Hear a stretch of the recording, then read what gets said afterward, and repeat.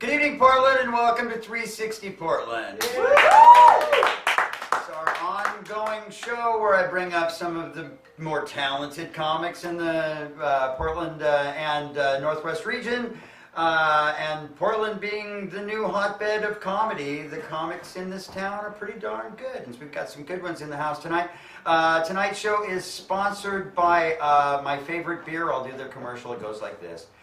You've had a bad day. Your wife left you. You lost your job at the asbestos factory. It's the boy's birthday and the piñata is full of bees. You don't want a beer made out of sky blue water. You don't want a beer advertised by a cartoon bear. No, you want a beer that tastes like bile and puts you in an ugly mood. Bad Attitude Beer. The beer in the plastic bag. Pull it out, stick in a straw, get out of town. Bad Attitude Beer for losers. Like you. You know, I've been in this business for a long, long time, and I'm an old man. But I've had my brushes with greatness, and you know, I haven't told many of these stories, but I have. I've run into a lot of famous people, and it always surprises me that more people haven't run into more famous people because I've run into a lot of them. It starts early in life, and this is a story I know I've never told. My dad worked for the airlines, and so we flew standby, which was horrible. But often we had to fly first class, which was not horrible, because that's where the empty seats were. And so, as a little kid, I'm flying from somewhere to somewhere, and in first class you always run into famous people. But comes walking onto the plane, Earth, Wind, and Fire, the band. All of them in full regalia as if they just got off the stage and hit the plane. Big, colorful outfits. I'm about 8 years old. Plane goes quiet as these guys get onto the plane and sit down late. The big pause, and out of my little 9-year-old body comes, "Hey, Dad, are those guys in a band or something?" Huge laugh by the entire band, like they couldn't have been anything else. Later on in life, and this is still a long time ago, but I was working at a plaid pantry. Round of applause, please. And on 181st and Division, and comes into the parking lot a white Rolls convertible. You know, in that neighborhood, you're not seeing white Rolls convertibles. In Portland, you're not seeing white Rolls convertibles. So I'm like, who's this guy? Comes into the store, this big tall man and this younger woman, and the younger woman immediately goes over and gets California coolers, which will immediately date this story. We hadn't got to Zima yet. We're still at California coolers. And she brings him to the counter to this guy to buy, and the guy turns to her and says something to her. I immediately recognize his voice. I'm like, God, this is weird. And he gets to the counter, and I look over at him, and I go, you know, you look and sound an awful lot like Frank Zappa. And he says, that's because I am Frank Zappa. And I said, yeah, I'm going to need to see some ID for those California coolers. And sure enough, hands me a New York license plate, Francis Zappa. And he wasn't even playing in town. I still to this day don't know why he was in East County. But this all brings me to my major story. I'll start, and then when we close the show, I'll end with another one. I met Madonna, and do you know her? You ever heard of her? Famous woman. She's done a lot of work and been around for a long, long, long time. But she did a movie in Portland called Body of Evidence, which was a horrible movie. It starred her and Willem Dafoe, which is like the greatest combination of people. It's like, what do we have? Jimmy Fallon and Queen Latifah in that buddy cop movie. That would have almost been better than Madonna and Willem Dafoe.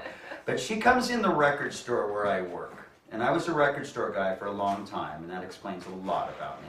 But she comes in the record store preceded by her entourage, which, for lack of a better word, were very athletic African and American guys that followed her around in like a little bubble. And they came in the store, and they were all calling her Mother. Like, Mother, there are no pictures of you in here, Mother. Mother, what kind of record store is this? Mother, your album's on sale in here. And I'm like, me and the lady I'm working with, Jennifer, is a great woman, we worked in that store forever together. But we just looked at each other and went, "Mother," and she's taken it. She's in the store for a long, long, long time with these guys, and we are really pretty much over her by the time she comes to the counter with a record to buy. The record is Hooker and Heat, which is John Lee Hooker and Canned Heat. Pretty good blues record, double album, sitting on the wall for a while. She comes up to the counter, this is exactly what she says. She says, "Does this actually have to cost $8? Madonna's asking me for a discount. Madonna's haggling with me in the record store. Okay, all right. I looked at her and I'm like, and I'm, that record store guy. High fidelity is real. I was that guy in the record store.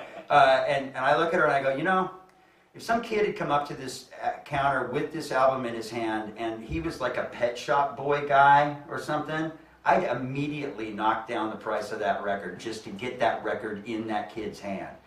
If it had been sitting on the wall for years and no one picked it up and looked at it, sure, I'm going to knock a buck off of it. But I'm not going to give a discount to someone as filthy rich as you, Madonna. The pause that ensued just now, exactly like it was at the record store.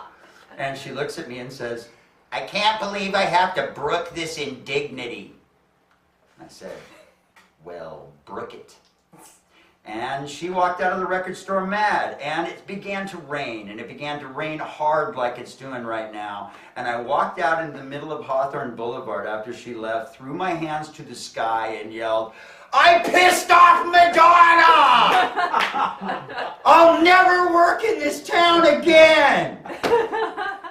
And that's one of the many brushes with greatness that I have come across and burnt the bridges of and never to come back to. But like I said, we've got great comics on the show tonight, and I'd like to bring our first comic up to the stage for us.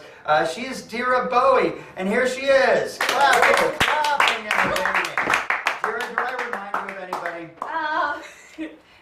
No. Okay, good answer, good answer. We're gonna... Remind me of someone forgettable. Kevin Michael Moore. So forgettable, his mum couldn't even give him one name. Kevin gave me his name. Kevin? Is it Michael? Moore? I don't know.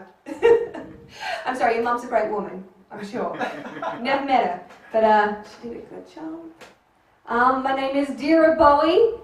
I'm very proud of that name. Obviously, the great David is a wonderful man. I'm very proud of this name. All the way through my childhood, I would keep referring to him in my childhood, like my meetings and at Christmas time, my mum would always set an extra plate next to me, and it was for David Bowie.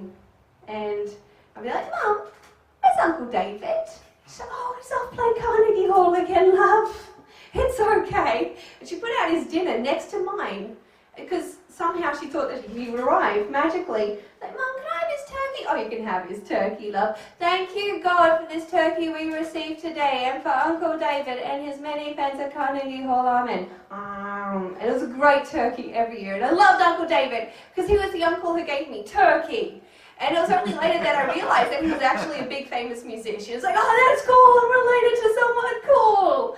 And then it was in grade 6 when a girl came up to me on the playground and she said, "Dira, you do realise that David Bowie was born David Jones, right? You can't be related." She smiled as she said that, as if somehow she was doing me a favour. Children are cruel. It's the most horrible thing you can do. Because on that day, I lost David Bowie. My favourite uncle who gave me the turkey. I lost David Bowie, the turkey uncle. And I lost him again a couple months ago.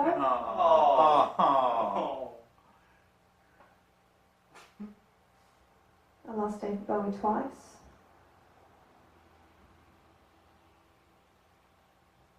None of you know pain.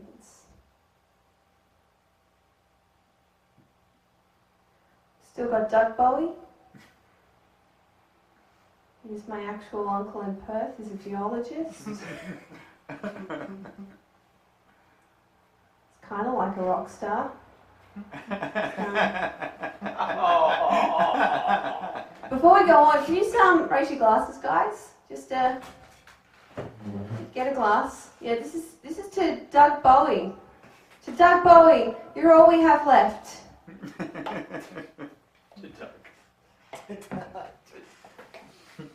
Moving on, I started my masters. Yay! I went back to uni. I decided I'm going to chase the dreams, I'm going to jump on that wagon, I'm going to stab the unicorn, I'm going to punch that puppy, I'm going to manage that manatee, I'm going to go for it! I've learned to procrastinate again. My stars, I'd forgotten that skill. It's a good feeling. I'm getting so much done. I have not done a stitch of writing, but I have cleaned my house like you wouldn't believe. Under my bed, that was an area to vacuum. Who would have known? It's great. I have made my bed 10 times this morning. Just like trying out like different folds on the corners. It's great. Usually before I started studying again, I just throw my quilt in the middle, throw my soft toys around it, and go, oh, it's a mountainous wonderland. Roam free, stuffed pig! And that would be fine, but now I want to make it. And it's great. I spent a good amount of time this morning Wikipediaing my mattress. That was great. I actually found out that the queen-size mattress that I have in the Americas is actually a different size than it is in the UK. Fascinating, I thought. And this actually dates back to the War of Independence, where there was a union of mattress makers, believe it or not. They were gathering, and they were concerned about all the young men off fighting at war, and they were, men, all of our young'uns are off fighting at war. What are we, the simple mattress makers of America, going to do to help the fight? And one of the guys on the back, how about we cut 5 inches off the side of each mattress?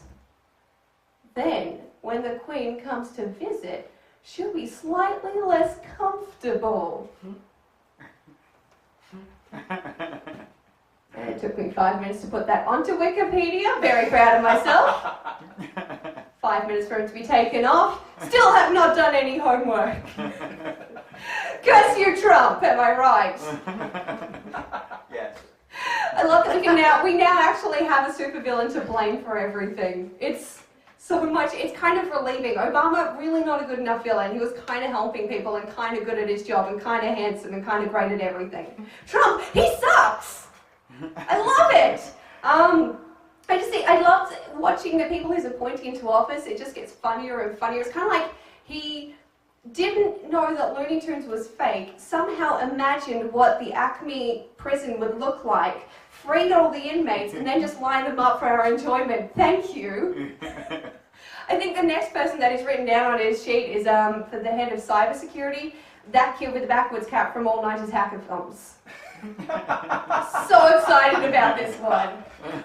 I think he's been appointed an actual seat in the Oval Office where he will sit, and that way whenever anybody wants to hack, let's say the Russians are going to hack into Trump's laptop. If this ever happens, this could be like, move over, Gramps. Those Russians think they can rush our mainframe. Think again. And you like pull the gum out of his mouth, stick it under the desk, start typing away. Because hackers, they just type. No mice are needed. You just need to type. Even the command line's not even open. They get it.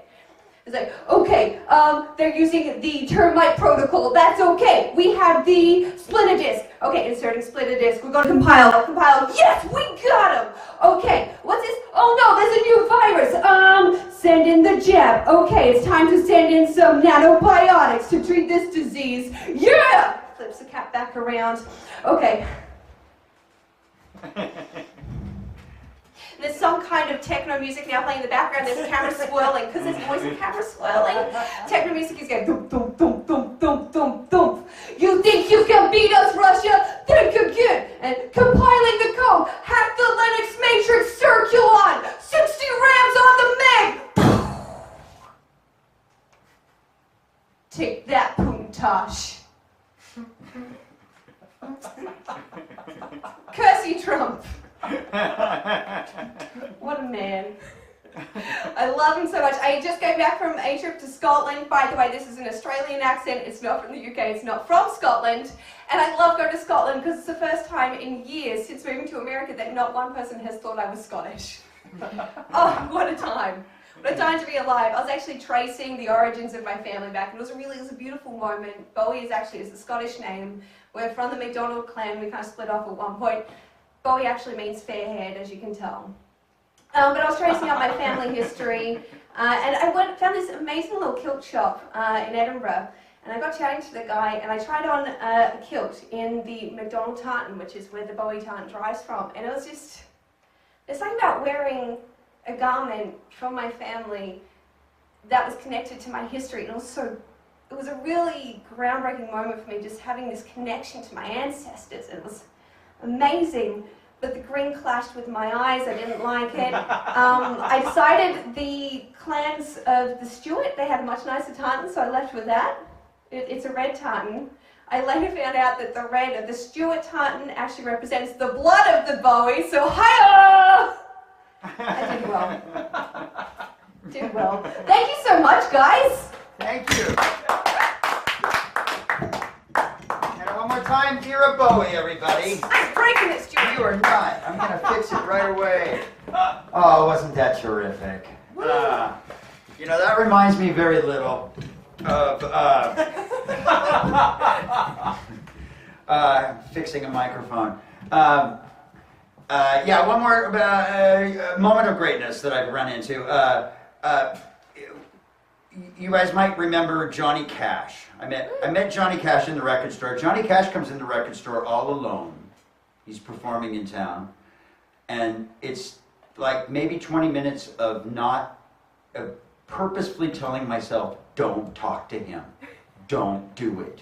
Put on some music he's gonna like. What music is Johnny Cash gonna like? Oh my God, John Coltrane, Blue Train. That's what I put on. Worked great. He's like, oh yeah.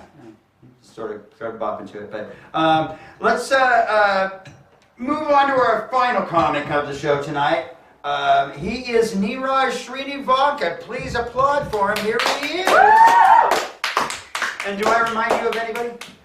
Yeah, you remind me of like a poor man's Burt Reynolds.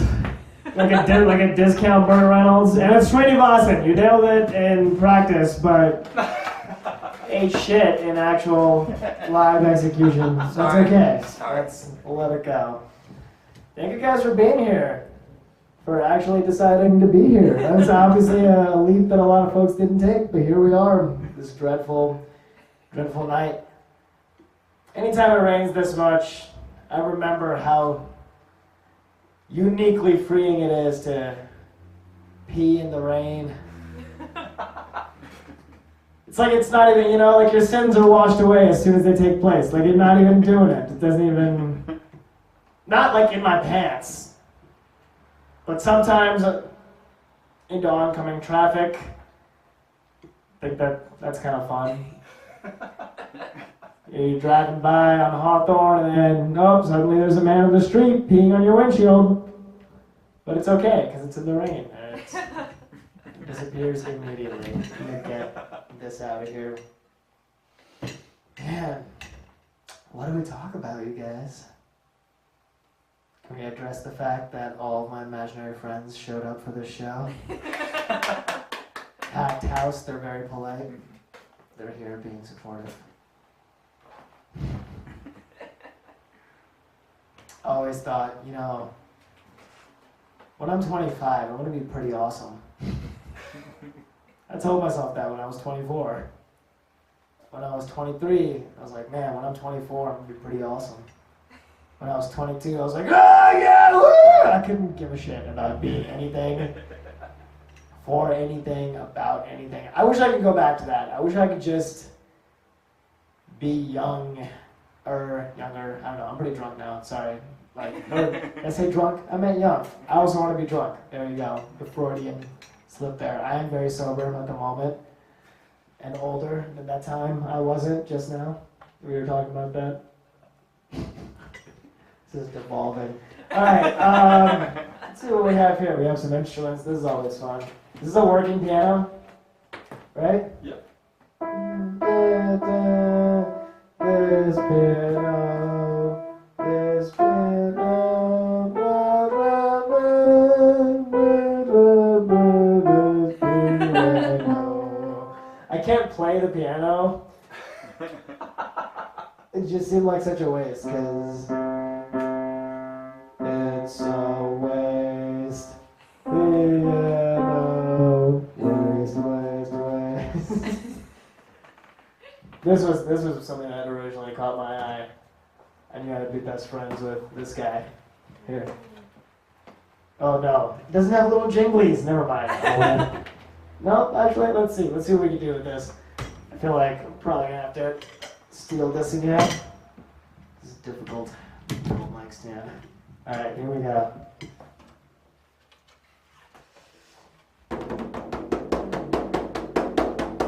I thought it'd be a more sultry sound. Like, I don't know exactly what I thought it was gonna be like. Poetry! Jungle poetry!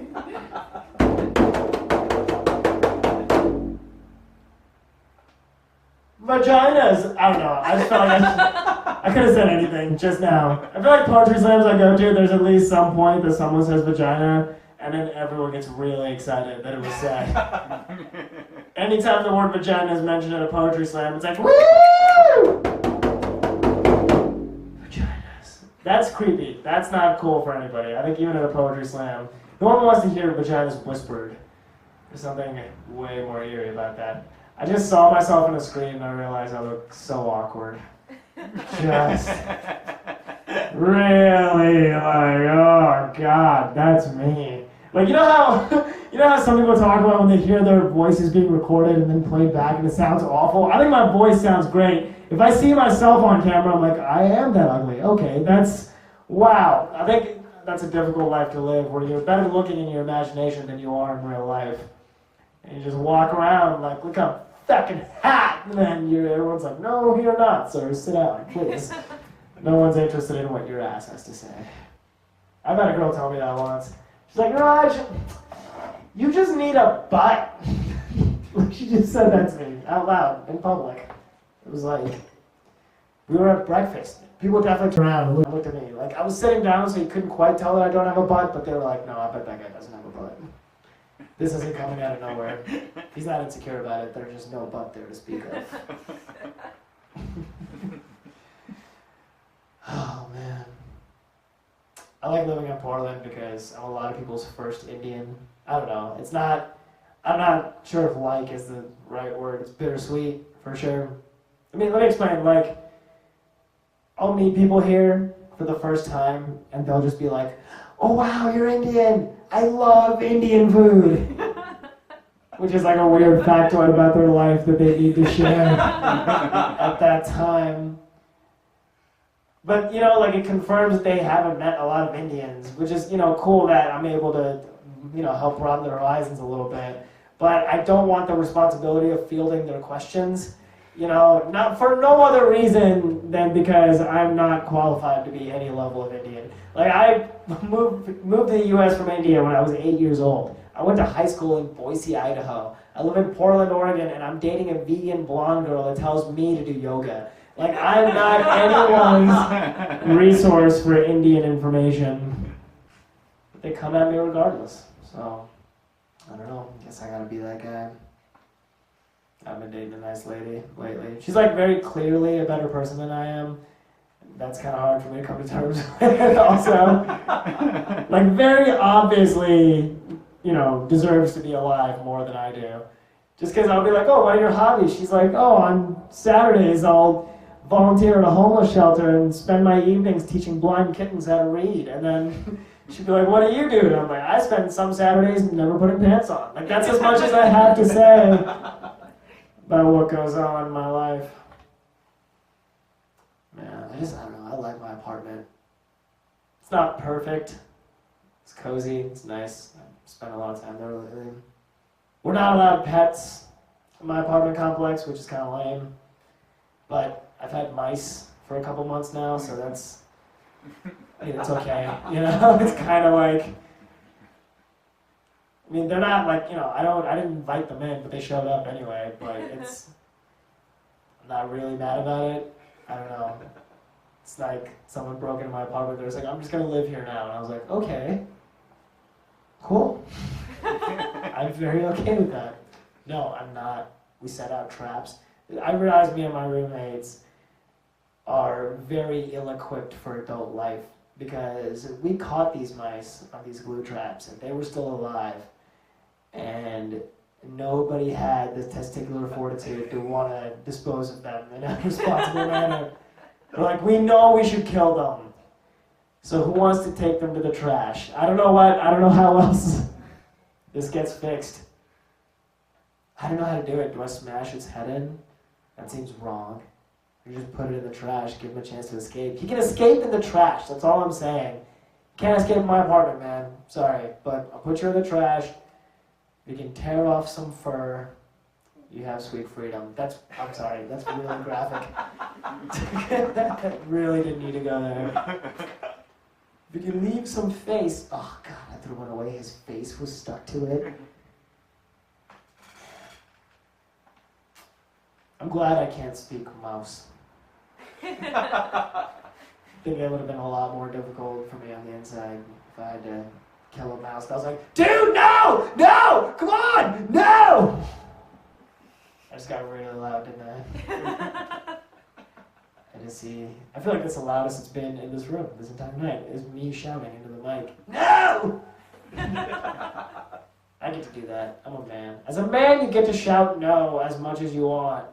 And people won't be that worried about it. They're like, oh no, it's probably just, some game that his team is losing. Woman shouts no like that, people are alarmed. They're like, oh no, her team is losing. Someone should go console her. Poor lady. She's been waiting for the Blazers to go all the way for so long. They never do. I could give a shit. I don't know. Maybe they could. Who cares? They're not paying me. That's what I don't like about sports. Whether, you throw down, you can become loyal as a fan, get a full season ticket, buy the jerseys. If they lose, you just have to eat it. That's it. That's your experience as a fan. I think if a sports team loses, they should be like sex offenders. They should go door to door and apologize to the town that they live in. Hi, my name's Peyton Manning. I threw 2 interceptions last week. I'm sorry. Like if that happened, I would watch sports more often. I don't know. I wish I could get excited about sports. I really do. I wish I think I tried for years and years. I really wanted to make it a part of my life, but I just don't give a shit.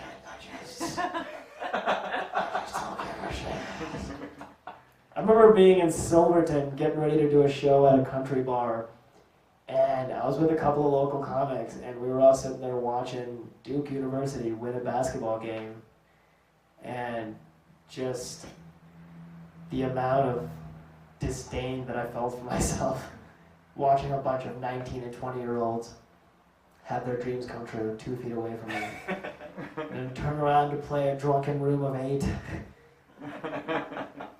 for a burger and a beer. I don't know, this is fun, right? This has been not that depressing for you guys, hopefully. How's that moving? Alright, I'll leave you guys on this. I have some ideas on how we can solve racism. I figured it out. It only took me 25 years. I cracked this shit.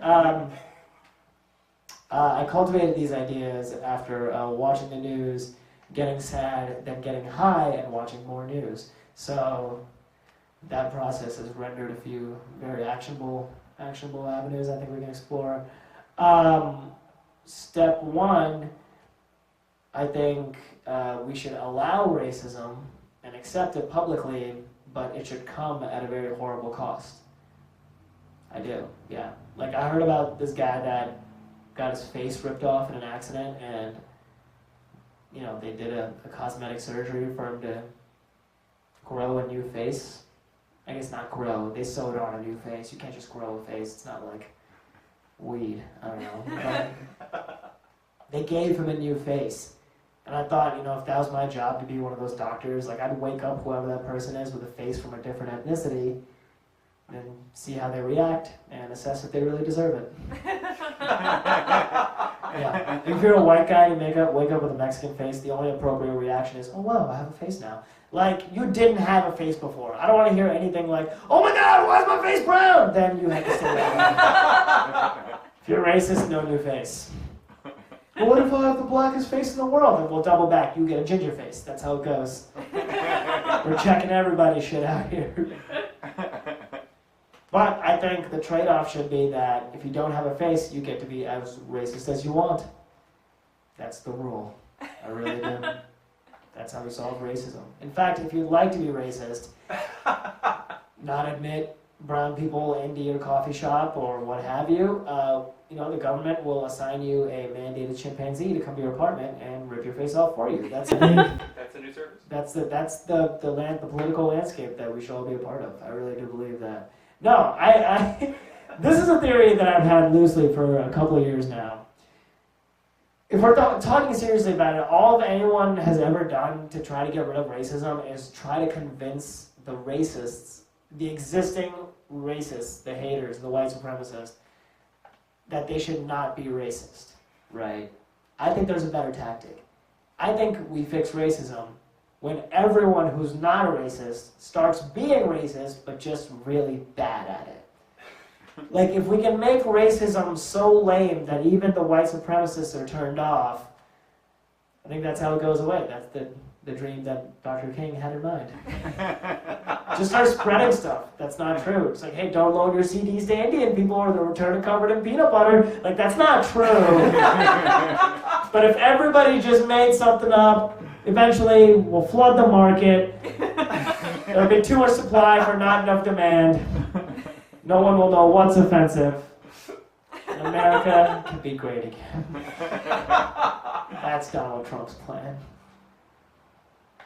Man, people are out there right now getting their asses kicked on the streets for dressing up like clowns, which means there's never been a more difficult time in American history to be a juggalo. And I pity the juggalo people. I really do. No one wants to. That is the most unanimously hated group by every ethnicity in America. Is clowns. Like, if you imagine a Venn diagram of American hate, it's like right-wing nut jobs, liberal hippies, and in the middle, bam, that's right, juggalos. And I think that's fine. I'm comfortable if we should perpetuate juggalo hate. If that's what it takes to bring America together is universal loathing of clowns, then I'm very okay with that. I fucking hate clowns too. But I worry about the pushback when America has to deal with an unnecessary clown civil rights movement just from all this right suppression. They're gonna have a real gathering in front of the Lincoln Memorial Carnival of Souls where Ronald McDonald's gonna be on the steps behind a podium. A giant shiny red suit. Like, I have ice cream, but the American clown is at an unhappy meal.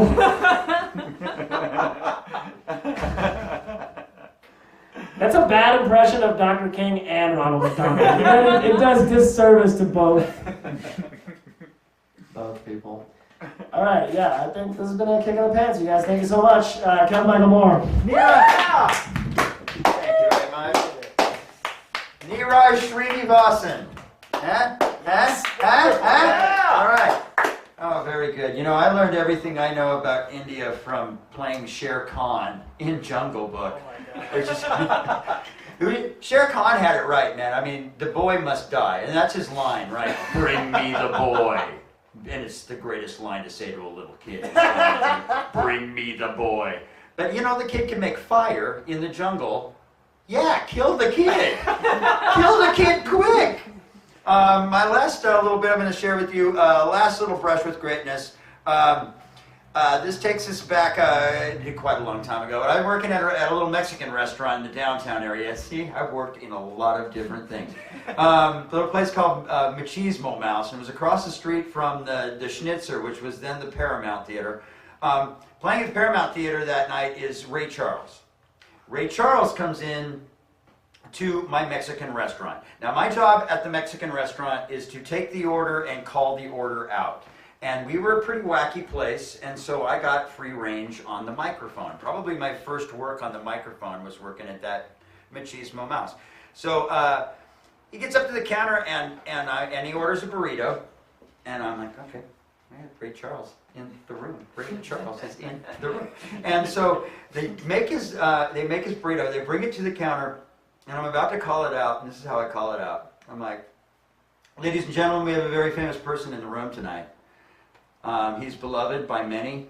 He's given us music. I mean, almost everyone in this room has hummed a tune or a part of a tune that this man has written and performed. So please, ladies and gentlemen, this burrito goes out with applause for James Brown. James Brown, burrito is ready. Ray Charles doubled over laughing. I got a belly laugh from Ray Charles, and it's one of the greatest moments I have ever had in my entire life. And with that, I'd like to thank you guys for watching 360 Portland. We'll be back in a couple more weeks. Take it easy. It's raining.